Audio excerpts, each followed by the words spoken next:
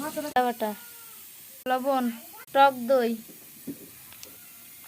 তেজপাতা, লঙ্কা গুঁড়ো, জিরে আর ধনে একসাথে গুঁড়ো করা, তেল, কিছু একসাথে মাখিয়ে নেব।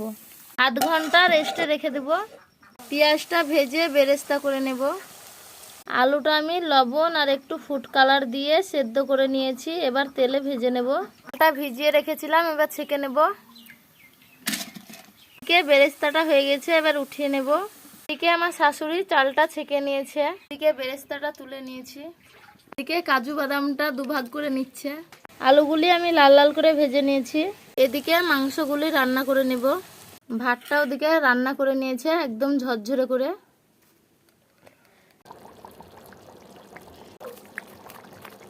দিয়ে দিলাম ঘি, দিয়ে দিচ্ছি ভাত, কাজু কিশমিশ, ভেজে রাখা আলুটা আমি সাজিয়ে নিয়েছি। দিয়ে দিচ্ছি বিরিয়ানি মশলা।